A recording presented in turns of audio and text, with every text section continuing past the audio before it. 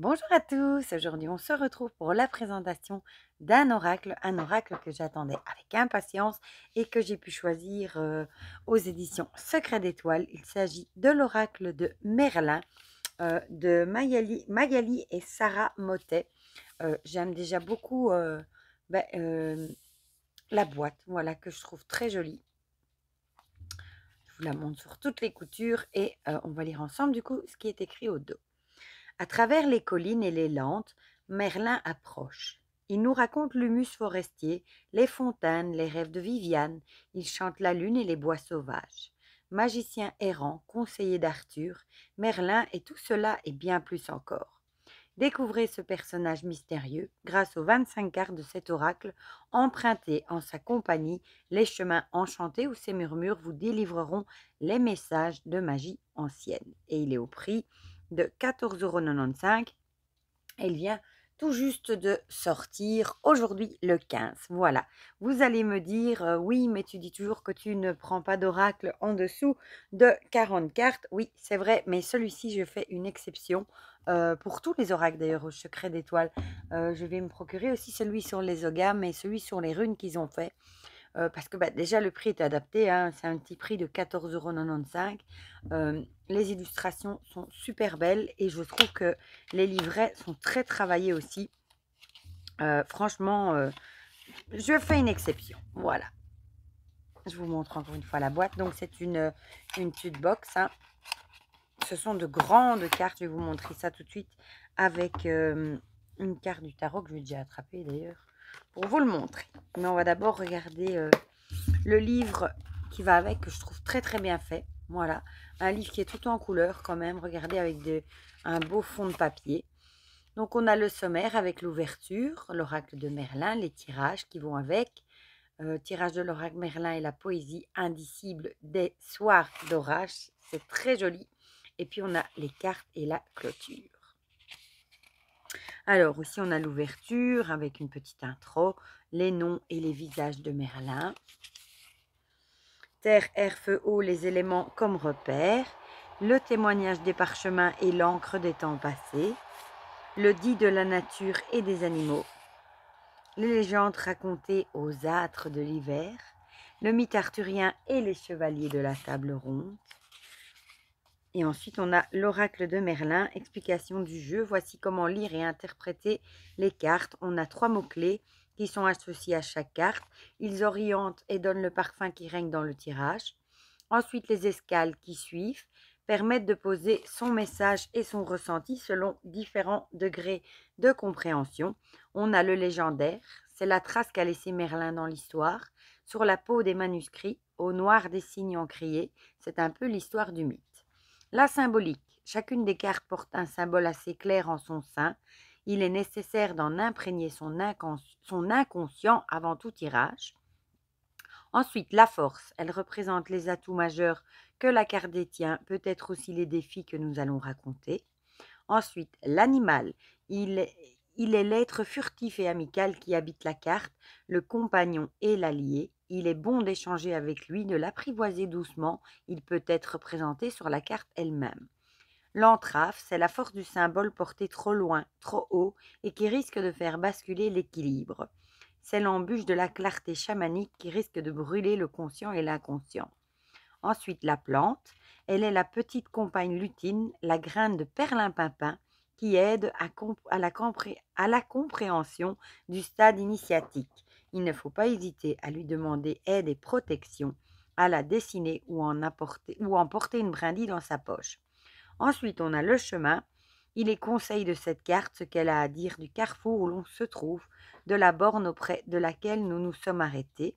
Et le souffle de Merlin. Merlin nous parle à travers les brumes d'Avalon.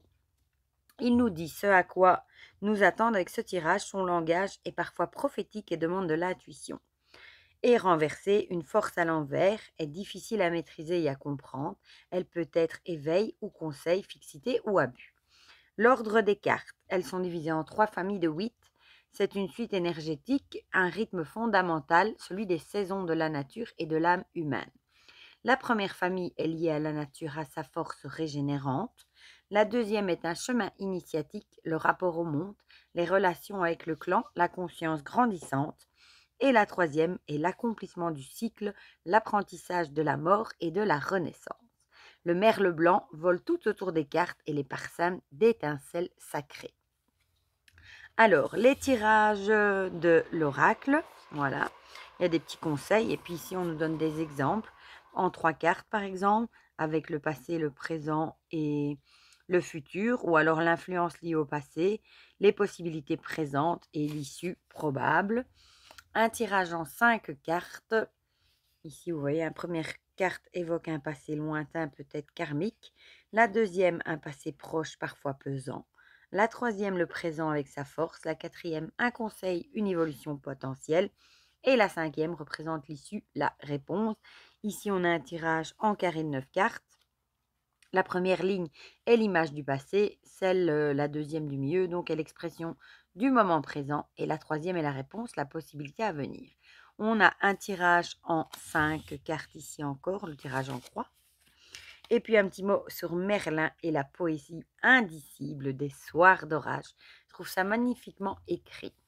Et ensuite, on passe aux cartes. Donc, vous voyez, on a le nom de la carte, 3 mots-clés, et puis on a tout ce que je vous ai lu, le légendaire, la symbolique, la force, l'animal, l'entrave, la plante, le chemin, le souffle de Merlin et renversé. Et en plus, vous avez l'illustration ici en couleur. Et on a ça, du coup, pour toutes les cartes. Voilà. Donc, vous voyez, franchement, il est hyper riche, je trouve. Et on a une petite clôture ici, à la fin. Voilà. Moi, franchement, j'adore déjà le guidebook. On va regarder les cartes. Je vais d'abord vous montrer la taille. Elles sont très très hautes. Voilà. Par rapport à un tarot classique, vous voyez, elles sont beaucoup plus grandes et plus larges. Alors, elles ont un fini glossy. Bon, ça, vous le voyez, je pense.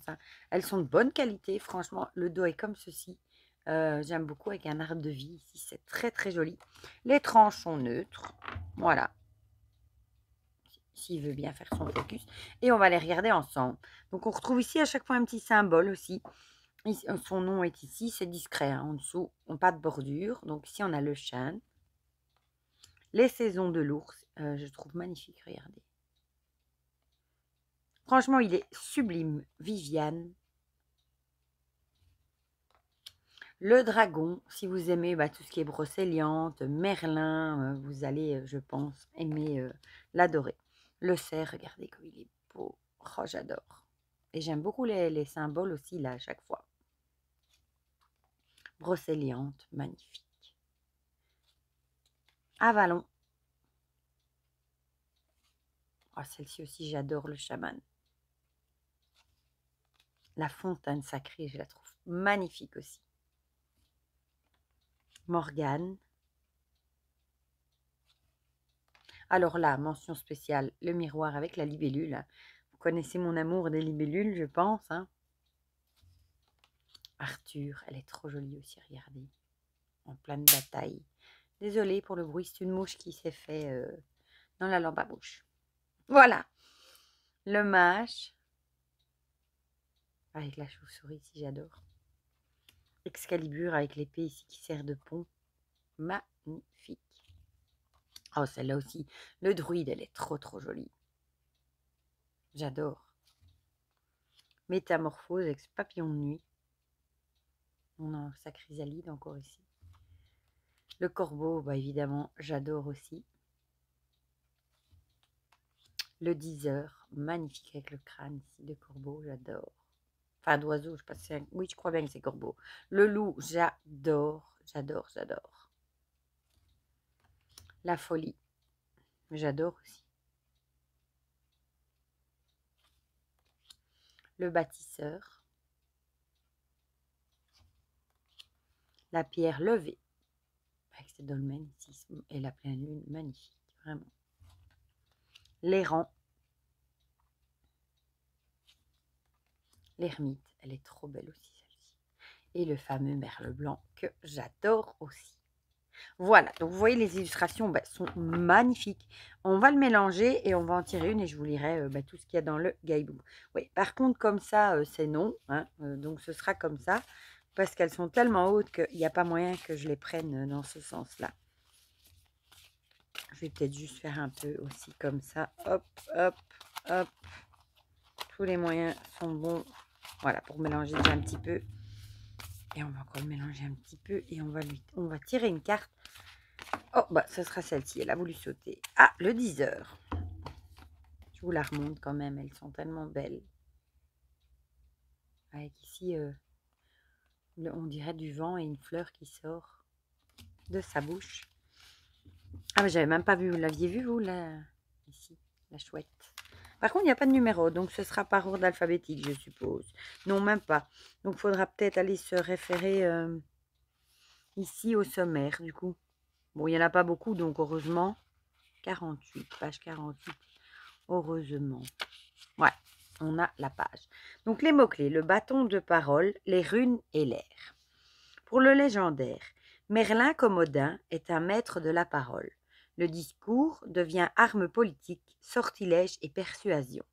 Tous deux sont des rimeurs magnifiques. Ils disent les dieux, les souffles du dragon, les grands vents aux autres mondes. La symbolique.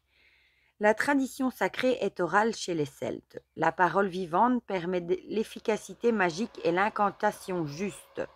L'art poétique des vastes et des devins, non, des vates et des devins leur permettait de modifier le cours de l'histoire et la volonté des rois. Alors, la force, elle est toute de persuasion, de prophétie. L'extension de soi se fait grâce au rythme de la parole scandée. Pour l'animal, c'est la chouette qu'on a vue ici d'ailleurs. Elle incarne la connaissance intuitive, elle voit ce qui est caché. C'est aussi l'oiseau des révélations, celui qui sait des secrets et qui ne les confie qu'à ceux qui sont prêts à les entendre et à en faire bon usage. La chouette aide aux transformations profondes, nous réconcilie avec la nuit et la mort, elle est aussi messagère des anciens mondes, offre son cri à la déesse lune, la nuit et la forêt l'ont engendré. L'entrave, trop de paroles dites, trop d'extraversion. La force peut se dissiper, se disperser au fil du discours. Les amitiés sont infécondes, basées sur des promesses mensongères. La parole à tout vent risque d'entraver le projet, le rêve. Ouais, donc ça, l'entrave, ce serait par exemple en blocage ou ce qui pourrait faire nuire, etc. Et ça vous dirait que si vous parlez trop, vaut peut-être mieux garder certaines choses secrètes parce que si vous le gardez, si vous le criez sur tous les toits, ça risque bah, de, de faire rater vos projets. Donc c'est peut-être mieux de ne pas le crier à tout vent, comme c'est écrit. La plante. Le houblon, il délie les langues, favorise le dialogue avec les dieux. Un chaudron empli de bière de la déesse Kéridwen était source d'inspiration pour les poètes. Pareillement, le chaudron d'Odrohérir permettait de nourrir le savoir des skaldes et des savants. Le chemin. Grâce à ses dons d'orateur et de persuasion, le consultant peut partir à la bataille. Le combat sera gagné. Sa rhétorique lui permettra de montrer le meilleur de lui-même et de comprendre certains chemins menant aux autres. Le souffle de Merlin. Parle et chante, ami, ton don de persuasion te fera gagner maint combat. Les forces sont en route, saisis-les et tiens-les fermes, puis souffle-les en une étincelle vibrante au vent des plaines. Alors, en mode renversé, l'introversion, le manque de confiance en soi pouvant devenir une réelle embûche sur le chemin initiatique. Tirer cette carte renversée va demander un effort important pour entrer en relation avec les autres. La panne à convaincre sera là. Merlin est un maître des métamorphoses, crie avec lui au profond des bois, puis à l'orée des futaies, enfin au cœur des jardins des hommes. Tu es trop sage pour ignorer que le temps qu'on encombre de mots ne raccourcit point. Franck Ferric, le chant mortel du soleil. Et ici, on a la petite chouette en dessin. Voilà, voilà. Donc ici, ça vous dirait de prendre confiance en vous et d'oser vous exprimer et de dire ce que vous avez à dire et peut-être aussi de garder secret certaines choses si vous ne voulez pas que votre projet n'arrive pas à son terme. Voilà. Voilà, voilà. Par contre, en mode renversé, le dos se prête pas spécialement à un tirage renversé, ma foi. On pourrait le prendre plutôt comme le blocage, voilà. Mais j'aime beaucoup, moi, tous les messages qu'il y a dessus, par exemple. Voilà. Ah oui. Et en fait, ouais, l'animal ici, par exemple, dans la chauve-souris, le petit dessin en dessous, là, le symbole, ça représente souvent l'animal, soit l'animal il est dessus, soit repris sur le symbole. Voilà. Ouais, ici on a bien un cheval aussi, super chouette, franchement. Bon, moi j'adore les illustrations, pour le coup, j'adore la taille des cartes pour profiter pleinement de ces magnifiques illustrations, hein. Je trouve que les tirages qu'ils proposent sont très chouettes aussi. Le livre est très chouette aussi, hein, plein d'infos. Et bon, pour une carte, je trouve qu'il y a pas mal de choses aussi en interprétation. Peut-être que ça coulera peut-être pas tout de suite de source les messages. C'est peut-être un, un- un oracle où il faudra un petit peu travailler, un peu faire aller son intuition. Mais en tout cas, il est vraiment très très chouette. Moi, j'aime beaucoup. Et en plus, pour le prix, 14,90 €, je ne vois pas pourquoi on se priverait. Voilà. Donc, dites-moi dans les commentaires ce que vous en pensez. Si vous aussi, vous le trouvez magnifique, si vous avez craqué ou s'il est dans votre panier. Voilà, dites-moi tout ça dans les commentaires. Comme ça, on partage tout ça ensemble comme d'habitude. Et pour le reste, je vous fais plein de gros bisous et on se dit à très vite pour de prochaines vidéos. Bisous, bisous.